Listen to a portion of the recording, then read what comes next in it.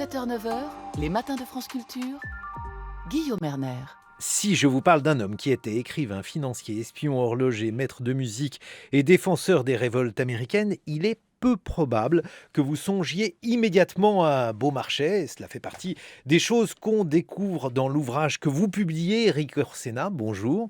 Bonjour. Et merci d'être là. Est-ce que vous me permettez de dire un petit mot sur le Cachemire ? Mais Parce que après cet édito magnifique, j'ai lu un roman il y a longtemps qui expliquait ce qu'était le Cachemire.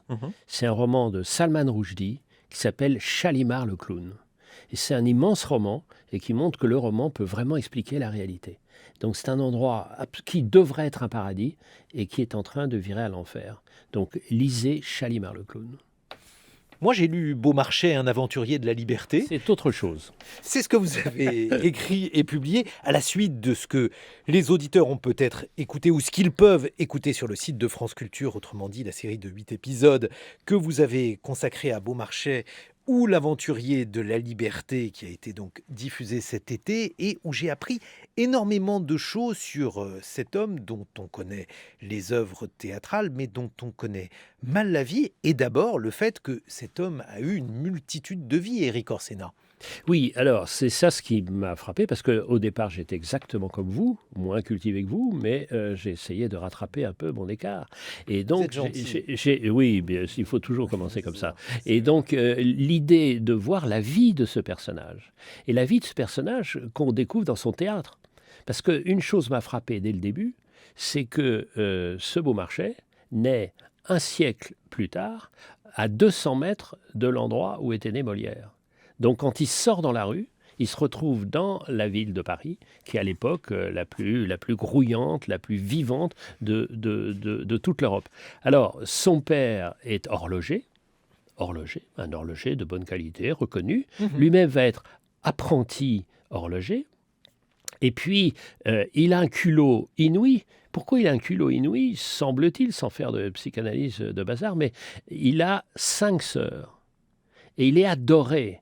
Donc, sur cette base-là, il construit une confiance absolue, ce qui fait qu'à 18 ans, il trouve un petit système que dans l'horlogerie, on appelle l'échappement. Et alors, un des clients principaux de son père vient, qui est l'horloger du roi, vous imaginez ?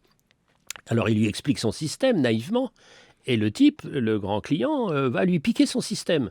Alors son père lui dit « Calme-toi, mon garçon, tu n'as que 18 ans. » Pas du tout. Il monte au créneau, il l'envoie partout dans la France entière, toutes les petites académies régionales comme ça, pour défendre son projet. Et il a gain de cause. L'Académie des sciences lui donne raison. Donc ça, c'est le début des innombrables batailles de Beaumarchais. Oui, c'est ce qu'il dit d'ailleurs. Ma vie n'a été qu'une suite de combats, alors que finalement, vous racontez, Éric Orsena, une ascension extrêmement rapide. On n'a pas vraiment l'impression qu'il a escaladé une montagne avec les ongles. Non, mais il sent à chaque fois, il bouge. Autre exemple, immédiatement après, il a 20 ans. Il s'est fait connaître grâce à ce procès retentissant. Et il se dit, vendre des montres, même des montres magnifiques, ça ne suffit pas pour vraiment s'installer dans la société. Donc, il va vendre des montres à la cour, mais comme il fait de la musique depuis qu'il est né, avec ses sœurs, à l'allemande, vous savez, toute la famille joue, etc., il réussit, je ne sais comment, à devenir maître de musique des filles de Louis XV, etc., etc. Donc, il commence là. Et puis après, il se dit que, au fond, les montres, et puis la musique, c'est bien, mais c'est pas suffisant. Maintenant, il faut de l'argent. Alors comment fait-il pour avoir de l'argent ? Parce qu'il songe, vous expliquez qu'en matière d'amour, il est comblé de par sa famille. Par conséquent, ce qu'il recherche, c'est une union, mais pas forcément une union d'amour. Pas forcément, c'est-à-dire avec lui, et ce qui m'a beaucoup intéressé, d'abord de raconter le portrait d'un inventeur de la liberté. Vous savez, il y avait un livre il y a quelque temps de Jean Starobinski qui parlait du XVIIIe siècle et il qualifiait ce XVIIIe siècle comme l'invention de la liberté. C'est là où on invente la liberté. La liberté, c'est quoi ? La liberté, c'est exactement ce que un président de la République dira qu'il a inventé plus tard, c'est-à-dire le « en même temps ». C'est-à-dire on n'est pas obligé d'être seulement horloger, seulement musicien. On peut être financier, pourquoi pas, et on peut écrire des pièces. C'est ça, ivresse de la liberté, cette gourmandise formidable de vivre qui a le XVIIIe siècle. Et ça m'a absolument passionné de raconter ça. Comment fait-il, votre Beaumarchais, pour devenir dramaturge, puisque a priori on ne s'improvise pas dramaturge. Alors, Éric Orsena. il s'était fait plus ou moins adopter par un financier, et le financier, il donnait des fêtes, et dans ces fêtes, il y avait des pièces. Et alors, Beaumarchais commence à écrire des petites piècettes, et puis il compose aussi de la musique. Et puis ça lui donne envie de faire plus. Et comme il a ce culot incroyable, il annonce à tout le monde qu'il a écrit une pièce de génie.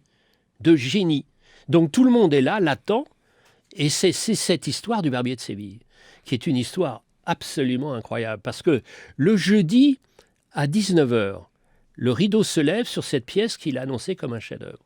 Au bout de 5 minutes, tout le monde bâille. Au bout d'une demi-heure, tout le monde siffle. Au bout de 3/4 d'heure, tout le monde se tire.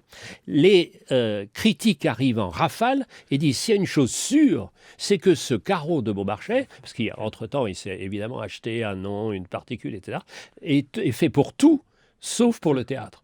Donc, qu'est-ce qu'il fait? Il dit, la cabale est à faim, je vais lui donner à manger. Donc, il s'enferme chez lui, du 22h le jeudi, il travaille sans arrêt. Les comédiens se multiplient, arrivent chez lui en disant, mais attendez, il paraît que vous changez tout. Mais oui, je change tout. Et comment est-ce qu'on peut savoir puisqu'on va jouer? Et à 17h, le dimanche, dans la même salle, le rideau se lève, et là, c'est le triomphe. Et alors moi, ça m'amuse beaucoup parce que c'est quand même le retravail. Parce que ce type qu'on dit touche à tout comme ça, etc., est un travailleur de folie. Et puis, quand le réel est là, et lui dit « ta pièce est nulle », il dit « bon, ma pièce est nulle, eh bien je vais changer et en faire un chef-d'œuvre ». Et alors, du coup, c'est quelqu'un qui, avec sa volonté, telle que vous le décrivez, Éric Orsena, est capable de s'inventer, donc de se réinventer, puisque vous montrez en fait comment il réussit à triompher des embûches. Et finalement, sa vie est une manière de considérer que la noblesse, tout ce qui s'hérite, tout ce qui fait que finalement on est par sa naissance et pas par sa volonté, par son travail, eh bien tout cela est un vieux système qu'on peut jeter aux orties. Oui et non, parce que c'est ça qui est amusant, parce que c'est un révolutionnaire malgré lui. Parce que, et j'avais cité le titre, est-ce que c'est un aventurier de la liberté ou est-ce que c'est un révolutionnaire malgré lui? Parce qu'il a tout fait pour entrer dans la noblesse. Il a tout fait, mais pour lui, la vraie noblesse, c'est celle qu'il a acquise. C'est à force de travail, à force d'argent. Parce que les autres, vous avez cité dès le début cette phrase incroyable, « Qu'avez-vous fait pour tant de bien? Vous vous êtes contenté de n'être rien de plus, point. Du reste, homme assez ordinaire. » C'est ce que Figaro dit au comte. Et pour cette seule phrase, la pièce « La folle journée », qu'on appelle maintenant le mariage de Figaro, sera interdite dans l'Europe entière. Mais oui, alors c'est une pièce qui va inspirer Danton, Robespierre? Qui disent, c'est le brûlot. C'est par cette flamme-là qu'on a allumé la Révolution. Donc c'est ça, cette contradiction incroyable. Et le plus amusant, je reviens du festival de musique de William Christie. Et j'ai lu, avec des musiciens merveilleux, j'ai lu un mini-spectacle où je raconte le passage du mariage de Figaro aux noces, c'est-à-dire la pièce de théâtre jusqu'à l'opéra. Parce que la pièce, à peine écrite, est interdite dans l'Europe entière. La pièce, imaginez cette scène du 12 octobre 1781, où dans les appartements royaux de Versailles, la lectrice de la reine, Madame Campan, lit la pièce devant Marie-Antoinette qui est ravie et Louis XVI qui ne décolère pas. Donc, parce qu'elle est ravie de cette liberté, ça va dans tous les sens. Et Louis XVI dit, mais attendez, vous attaquez le fondement même de l'Ancien Régime. C'est vrai que si on remet en cause la naissance...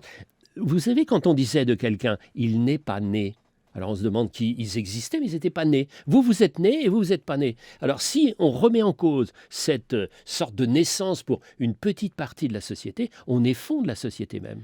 Alors en fait, les contradictions de ce Beaumarchais, c'est d'avoir des goûts, aujourd'hui on dirait des goûts de grands bourgeois, mais à l'époque on disait des goûts de nobles. Du coup il se fait construire un palais, il se le fait construire à côté de la Bastille. Non, attendez, le type, il est quand même incroyable. Parce que là, il y a tout Beaumarchais. C'est-à-dire que...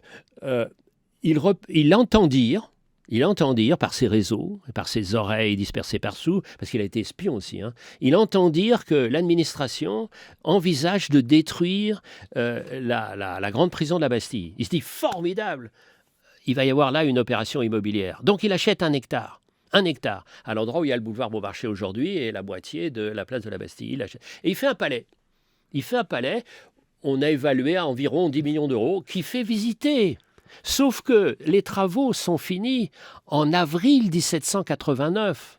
Et que si la Révolution éclate, elle éclate là, au cœur de Paris, qui est l'endroit le plus actif de Paris, où il y a des tas d'entreprises. Alors du coup, il est une place privilégiée, Éric Orsena. Il est là, c'est évidemment dévasté. Tout le monde se méfie de lui, parce qu'il a trahi un peu tout le monde. Tout le monde se méfie de lui, d'autant plus que, pour se faire bien voir, il imagine d'acheter à un libraire, 40 000 fusils.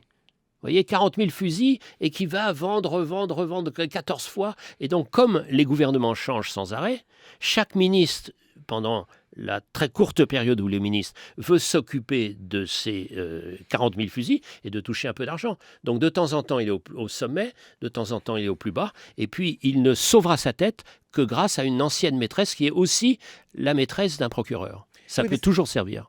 Et dans les différents épisodes de sa vie, dans toutes ses vies, Beaumarchais, en fait, on voit tous ses dons. Vous venez de citer un don supplémentaire, celui qu'il a pour l'économie et le commerce, Éric Orsena. Imaginez que c'est le premier actionnaire de la première société de distribution privée de l'eau à Paris.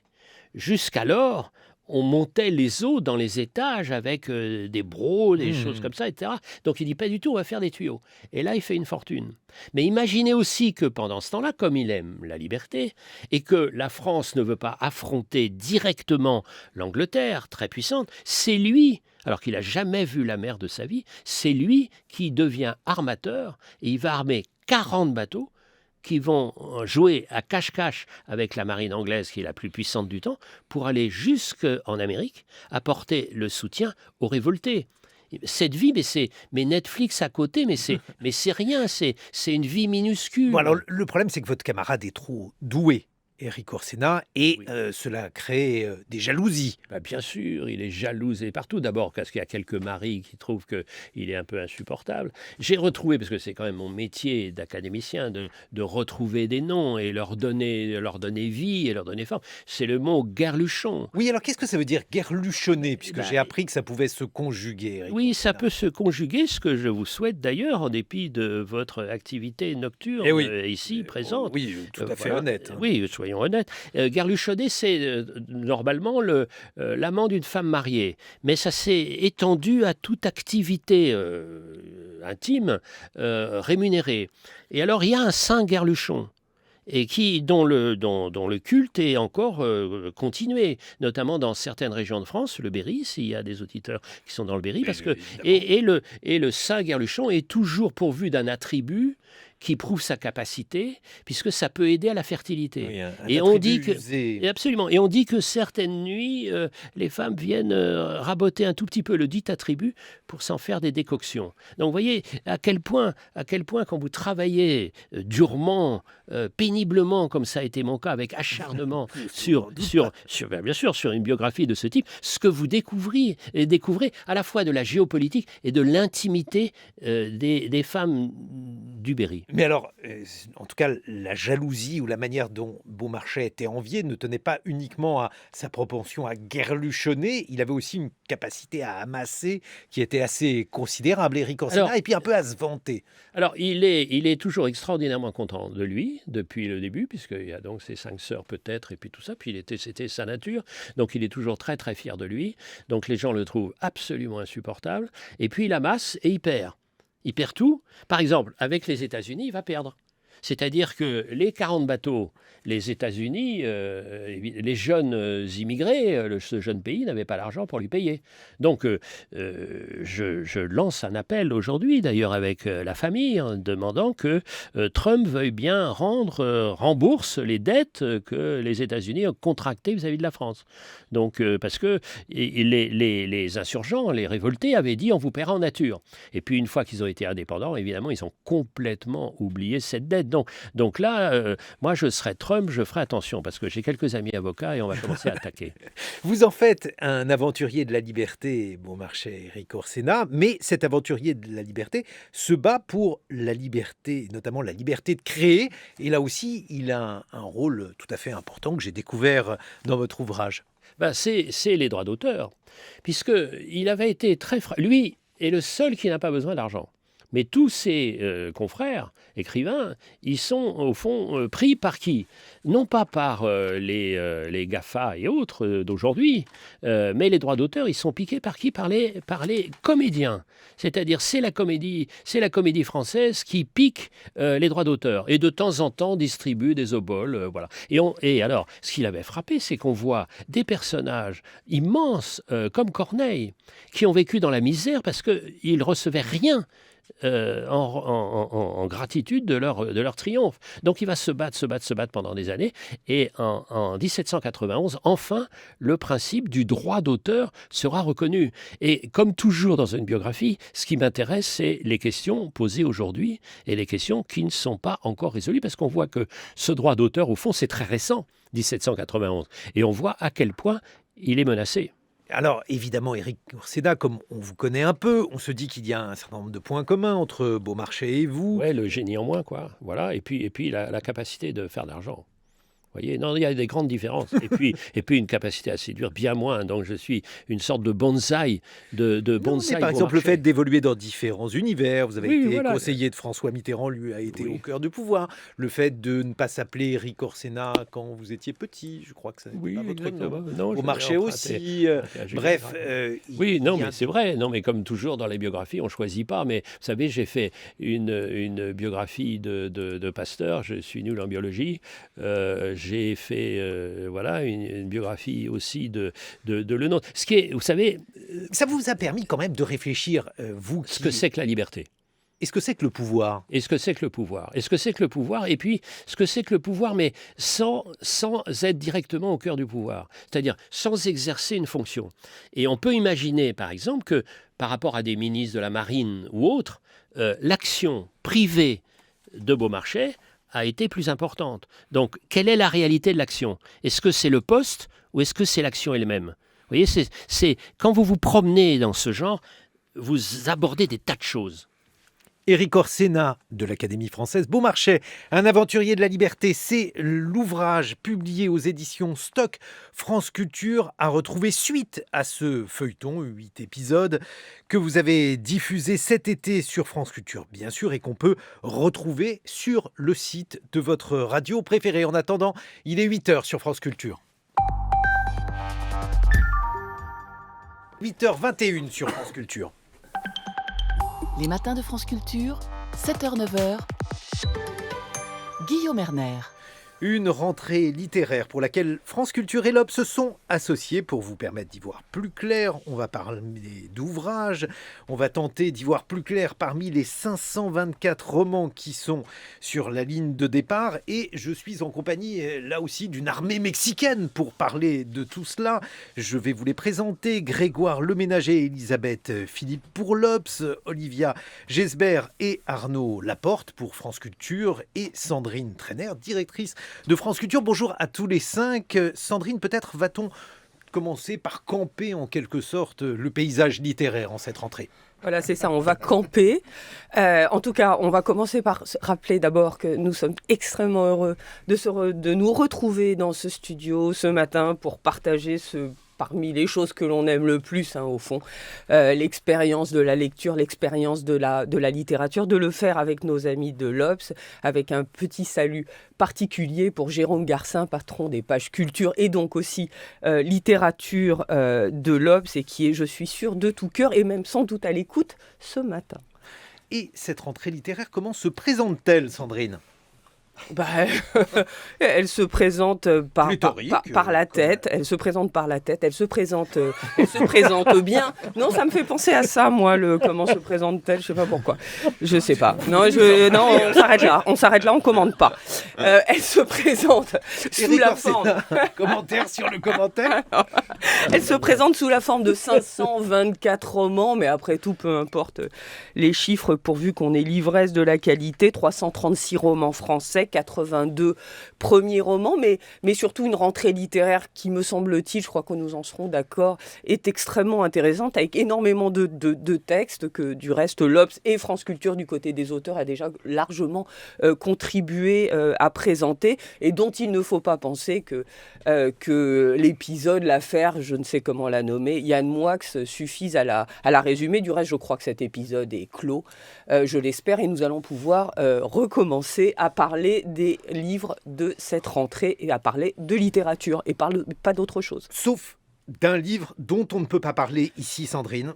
Oui, en fait, il y a au moins 3 livres dont nous ne parlerons pas. Et ce n'est pas la censure qui s'exerce, je rassure immédiatement les auditeurs complotistes. Nous ne parlerons pas du roman d'Aurélien Bélanger que je vois derrière la vitre, parce qu'il est derrière la vitre. Il n'est pas menaçant, hein, c'est pas parce que... Non, lui n'est pas menaçant, mais en revanche, il est évident que nous ne pouvons pas, à France Culture, promouvoir dans des sélections les livres de nos collaborateurs. Nous ne parlerons pas non plus du très grand livre également de Charles Dantzig qui s'apprête à paraître, son dictionnaire égoïste de la littérature mondiale, et nous ne parlerons pas non plus du livre à paraître début octobre que j'ai déjà lu avec beaucoup de plaisir autour du dernier automne de Gérard Philippe, de Jérôme Garcin, pour les mêmes raisons. Donc on a des principes, Guillaume. Le continent de la douceur d'Aurélien Bélanger, publié chez Gallimard, est un très bon livre. On ne le dira pas. Non, Sandrine, on ne le dira a dit pas. qu'on et d'ailleurs, ne le il n'y a pas eu plusieurs pages d'interviews dans l'Obs croisant Laurent Binet et le même Aurélien Bélanger. Nous n'en parlerons plus. Alors qu'on a parlé du livre d'Éric Orsena, Beaumarchais, un aventurier de la liberté, puisqu'Éric Orsena est également à nos côtés. C'est le privilège de l'âge. Pas du tout, vous êtes sous une belle couverture violette. Grégoire Le Ménager, on va peut-être débuter par les routes de Sylvain Prudhomme aux éditions de l'Arbalète. Si vous voulez, très volontiers. Je le veux. La rentrée littéraire, elle se présente comment ? Elle se présente d'abord dans le plus grand désordre en général quand même. Et il y a des livres qui nous tombent dessus de tous les côtés. On les commence, on les finit pas. On se dit celui-là, on le finira plus tard. Et puis, quelquefois, on tombe sur un livre. Celui-là, on ne commencera jamais. Ça a été le cas pour moi avec le livre de Sylvain Prudhomme. Oui, quelquefois, il y en a qu'on laisse à nos camarades. Ne vous laissez pas savonner la planche, continuez. Et franchement, quand il s'est agi de choisir c'est difficile de choisir 5 ou 10 livres dans une rentrée aussi pléthorique. Et pour moi, il était évident qu'il fallait absolument que figure le livre de Sylvain Prudhomme, qui est très beau, on en a parlé dans l'émission d'Arnaud Laporte, La Dispute, il n'y a pas si longtemps. C'est un livre qui ne parle pas spécialement de l'actualité, qui n'a pas de thème très fort, qui n'est pas très engagé, a priori, qui semble un peu décalé. C'est l'histoire assez classique de 2 garçons et une fille. Il y a un garçon qui va prendre progressivement la place de l'autre auprès de la fille, en gros. L'un des garçons est un drogué de l'autostop. Donc, il passe sa vie à parcourir la France en autostop, ce qui donne des très belles pages sur l'autostop. Et le livre n'a l'air de rien, mais il effleure vraiment énormément de questions existentielles, je trouve, sur le sens de la vie, sur le désir, sur les sentiments. Et à l'arrivée, il y a une page où il cite la plus belle chanson du monde, quand même, qui est Famous Roman Code de Leonard Cohen, qui est une histoire de triangle amoureux. Et ce livre, pour moi, il est aussi beau qu'une chanson de Leonard Cohen, et peut-être même presque aussi beau que la plus belle chanson du monde de Leonard Cohen. Donc, Ça, c'était donc la première présentation. Un livre peut-être, Olivia Gesbert. Vous l'avez à côté de vous. Oui, moi, j'ai de quoi il s'agit. La mer à l'envers de Marie Dariussec, qui est apparu chez POL. Parce que c'est vrai, cette rentrée littéraire, elle était quand même très ancrée dans des enjeux contemporains. Et je dois avouer que quand l'été a commencé, je me suis dit, on va retrouver tous les thèmes qu'on a brassés déjà toute l'année. Et c'était le cas notamment avec Le Mari d'Ariosec, qui s'annonçait être un roman autour de la question des migrants, de la crise des migrants. Donc je l'ai pris un peu du bout des doigts et en fait je suis entrée dedans complètement parce que c'est un livre qui aborde cette question à hauteur d'homme, sans être donneur de leçons à aucun moment, sans mièvrerie aussi.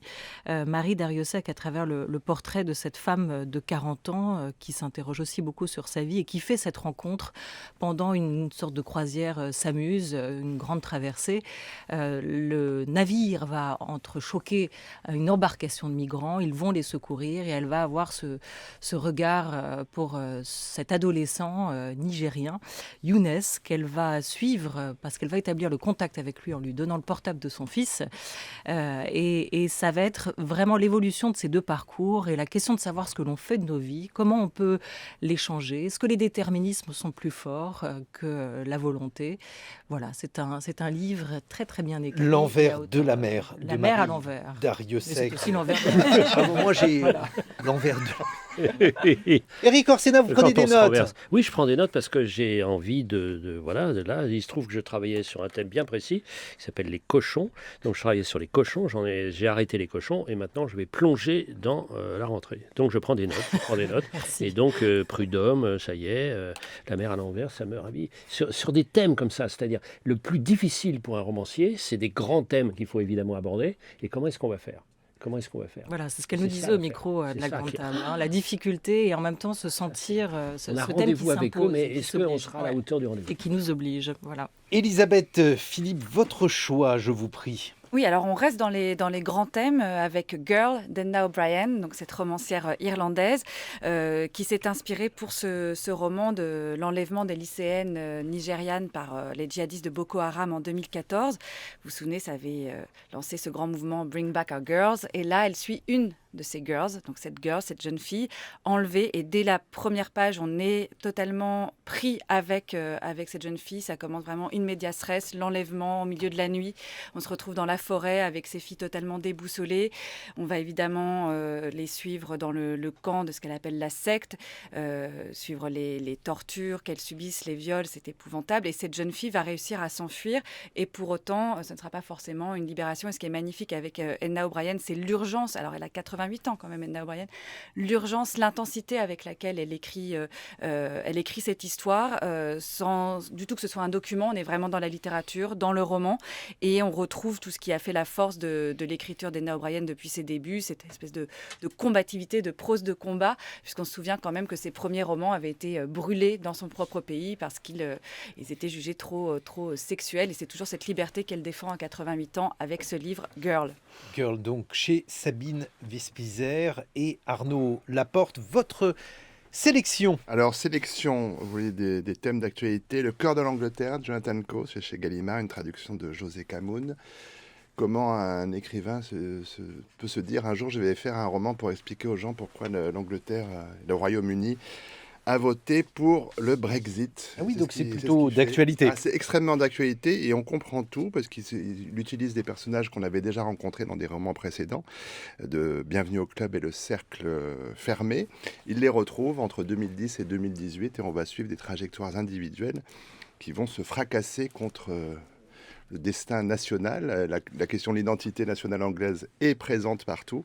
Et puis on verra aussi, on sera flatté de voir que la France a une place toute particulière dans le cœur des Britanniques. C'est vrai, c'est-à-dire ? Ah ben, je ne vais pas vous raconter la fin, je ne vais pas divulgacher, ce n'est pas le genre de la maison. Sandrine Trainer, un commentaire.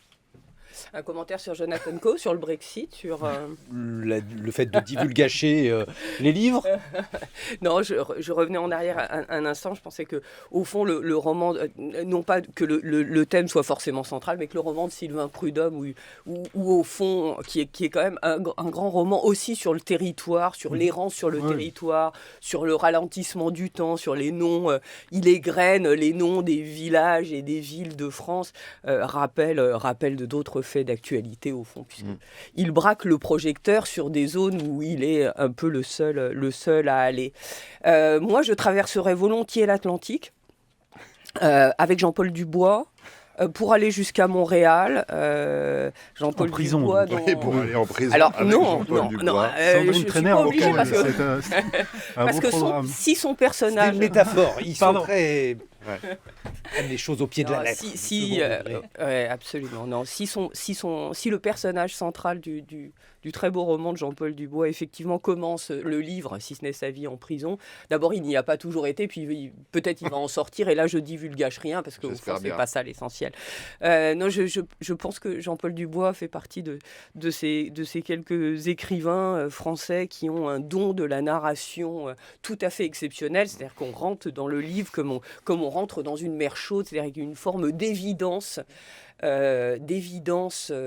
absolue pour le lecteur. Et là, il nous emmène dans un roman dont on pourrait dire il résonne un peu comme un roman américain, un personnage qui effectivement est en prison. Et après tout, quand on est entre quatre murs, c'est pas le plus mauvais endroit pour se rappeler les grands moments d'une vie, les grands moments qu'on en attend encore, ceux que l'on a perdus, ceux que l'on a aimés. Et ça se présente comme un roman réaliste, c'en est pas un, me semble-t-il. C'est aussi un conte. En tout cas, ce roman qui répond au long nom, doux sans doute, mais long également, long titre.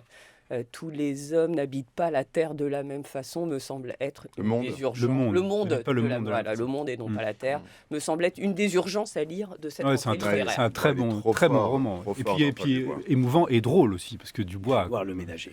Oui, mais ça fait pleurer aussi, moi, à chaque fois. que Ah, je j'ai dis dit- Jean-Paul j'ai dit émouvant Dubois. avant, Arnaud. Bah oui, et drôle aussi. Et drôle Mais ça fait Éric rire. Orsena, vous avez arrêté de gribouiller. Non, je Gribouiller, je réfléchis parce que le livre de Co, celui-là, je l'ai Ouais. lu et ça m'a tout à fait passionné. Cœur de parce que- l'Angleterre. Oui, exactement. Parce que les questions identitaires, les questions de séparation de deux sociétés, et on est étonné qu'ils protestent à un certain moment.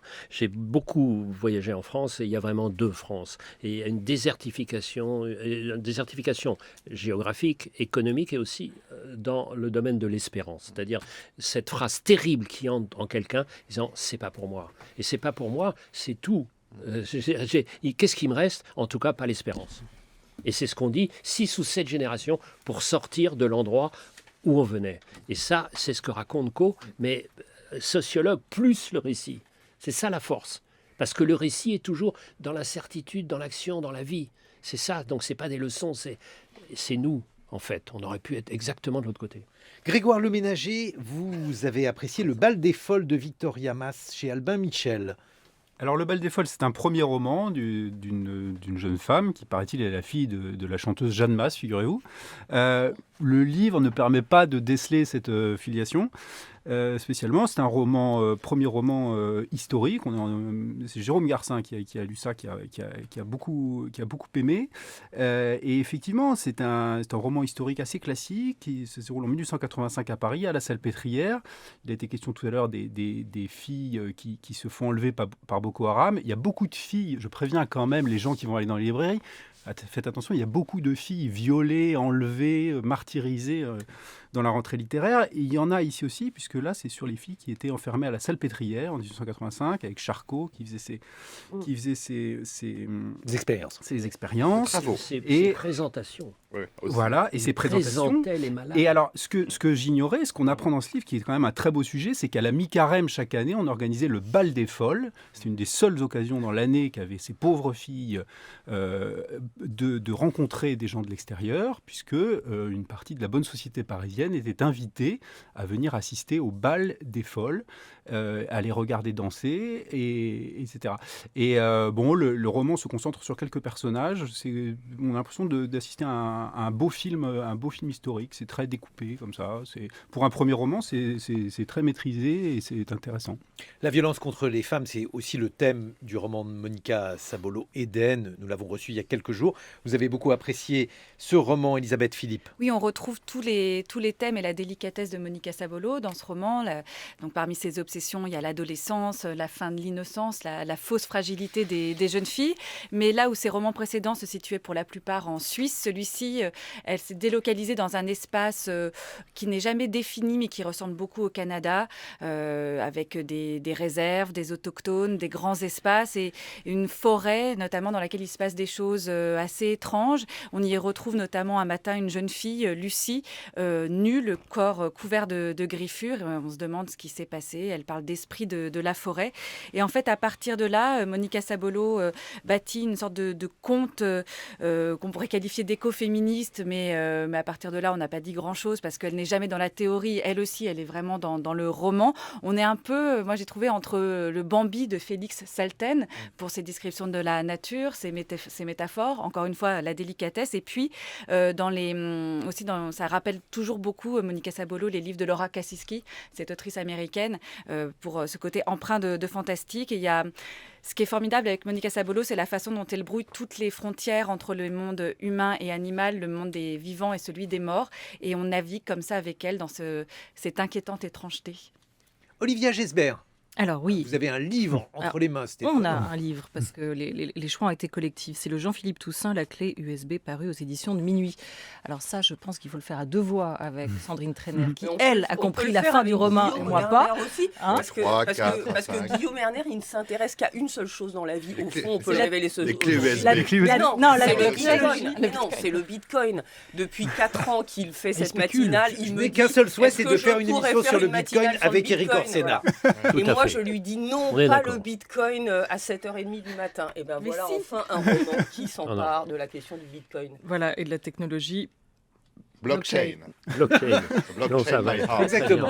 Mais je ne suis pas sûr que si vous en parlez comme ça, vous allez vraiment lui rendre service. Et une rentrée littéraire, c'est l'inverse de l'intérêt négatif. D'accord. Alors, bon... Non, alors Olivia, c'est clair. Bravo Eric on va rattraper les choses. C'est a priori un très grand, court, les grands romans d'espionnage. Mettons que ça démarre comme ça. Voilà, alors, deux choses aussi. Jean-Philippe Toussaint nous amène dans deux mondes, en tout cas deux pays, deux univers qu'il connaît très bien, et ça fonctionne. Il nous prend par la main. Le premier, c'est Bruxelles, avec ses fonctionnaires européens, avec ses lobbyistes qui tentent de les approcher. C'est ce rapport de force que met en scène tout d'abord ce roman autour de cette technologie et de cette clé USB malencontreusement perdue par l'un des acteurs de ce roman. Puis en Chine, où on va aller avec le personnage principal, autre terrain de prédilection de l'auteur. Moi, j'ai trouvé ce livre intéressant sur ce point-là, c'est-à-dire cette capacité à nous amener dans les méandres de ce monde qui reste assez opaque, à travers une mise en scène, somme toute, assez simple. Et la fin... Alors moi, je n'ai pas compris. Et histoire de se faire haïr. Non, je pense effectivement que c'est un roman d'espionnage, que c'est un polar qui joue de tous ces codes-là en tout cas, et qu'il invente quelque chose. Et je m'arrêterai là. Il invente quelque chose qui est le roman intime qui passe par la blockchain et le Bitcoin. Donc, la présentation d'un autre livre, Arnaud Laporte. Alors, on a jusqu'à quelle heure en fait? Parce que là, j'ai un livre de 900 pages. Ça va jusqu'à 9h, mais en fait, à 8h45, il y a la on peut déborder. Non, ça irait dans le cours de l'histoire très très bien. C'est La Fabrique des salauds de Chris Kraus chez Belfond. Chris Kraus est un auteur allemand, cinéaste également. La traduction, c'est Rose Laborie.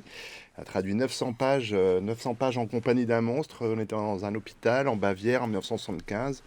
Il y a un monsieur d'une 60aine d'années et puis il y a un jeune hippie, c'est l'époque, qui pense que le monde est régi par la paix et l'amour, ce qui va énerver notre vieux monsieur qui va commencer à lui raconter sa vie terrible, parce qu'elle va traverser à peu près toutes les horreurs du siècle. Ça commence par le lynchage de son grand-père pendant la révolution bolchevique de 1905, celle qui n'a pas forcément marché. Et puis ensuite, on va suivre deux frères, le narrateur Koja, qui va évidemment s'engager dans la SS, non pas par conviction, mais par opportunisme. Et puis par opportunisme, il retournera plusieurs fois sa veste, et comment on passe de nazi à agent du Mossad, et comment on se renie sans cesse, et comment on commet toutes les trahisons pour commettre tous les crimes. Finalement, quand je dis ça, ça a l'air épouvantable et ça rappelle d'autres textes, mais ce qui est très curieux, c'est que ça se lit extrêmement bien, de façon très fluide. C'est le talent de Chris Kraus pour La Fabrique des Salaud. Je développerai ultérieurement. Désormais que nous avons parlé donc de la fabrique des salauds, nous allons parler du ghetto intérieur par Santiago Amigorena, que nous avons reçu également C'est chez l'art de la transition. En POL. fait. Voilà. Oui, il y a toujours des livres qui parlent du nazisme quand même dans une rentrée Voilà, littéraire. alors, il y a les nazis et les juifs. Voilà. Donc parler des juifs. Là, Édouard Le il est Ménager. question de la Shoah, mais de la Shoah vue d'Argentine. Et Amigorena, qui écrit une œuvre autobiographique, là cette fois-ci, se concentre sur la figure de son grand-père, qui était un juif polonais, qui s'est exilé en Argentine en 1928, en particulier parce qu'il trouvait que sa mère était un peu envahissante, et il a vu, il a suivi à distance, avec horreur, avec épouvante, avec impuissance, ce qui se passait en Europe dans les années 30 puis dans les années 40. Il a reçu quelques lettres de sa mère qui était enfermée dans le ghetto de Varsovie. Il a compris qu'il était bien trop tard pour la faire venir, et il s'est réfugié dans le silence complet. Et Amigorena raconte ça vraiment très très bien. Vraiment, c'est très simple, c'est très dépouillé, c'est très émouvant, et c'est une façon de raconter cette histoire abominable avec, je sais pas, avec 7 ou 8 000 kilomètres de recul, qui la raconte, cette histoire qu'on connaît, il la raconte comme on l'a jamais lue, et on la vit avec ce grand-père là qui a éprouvé une culpabilité terrible après, pendant toute sa vie. Le ghetto intérieur de Santiago Amigorena chez POL, Sandrine Trainer. Non, pour finir, on peut d'abord préciser que Santiago Amigorena était à votre micro avec Amos Guitaï la semaine dernière, qu'on peut le réécouter. Peut-être dire, pour finir, et par goût du paradoxe, peut-être dire un mot d'un livre que nous n'avons pas mis dans la sélection, parce qu'il faut faire des choix, mais qui est un livre que je sais, avec nos amis de l'Obs, avec Jérôme Garcin, nous avons beaucoup aimé, qui a été une forme de révélation à la lecture, et que vous avez reçu également, Guillaume Erner. Il s'agit du troisième roman d'Emma Becker. Voilà, La Maison, qui est... alors, on parlait des femmes, voilà une jeune femme qui parle des femmes de manière tout à fait surprenante. Et il me semble important de le noter. Et puis peut-être dire un mot d'une femme que vous avez entendue dans les Avoines nues de la semaine dernière, et dont on reparle de manière particulière en cette rentrée, qui est Amélie Nothomb. Là, elle parle d'un homme, puisqu'elle parle même, elle fait parler, elle est à la place de Jésus. Ça s'appelle Soif, et peut-être va-t-on en parler particulièrement cet automne. L'armée mexicaine va se lever et laisser la place à une autre armée mexicaine, celle de la séquence TTC. Merci à mes camarades Éric Orsena, Beaumarchais, un aventurier de la liberté, c'est chez Stock France Culture. Merci à Grégoire Le Ménager, Elisabeth Philippe, mes camarades de l'Obs, et à mes camarades de France Culture, Sandrine Trainer, Olivia Gesbert et Arnaud Laporte.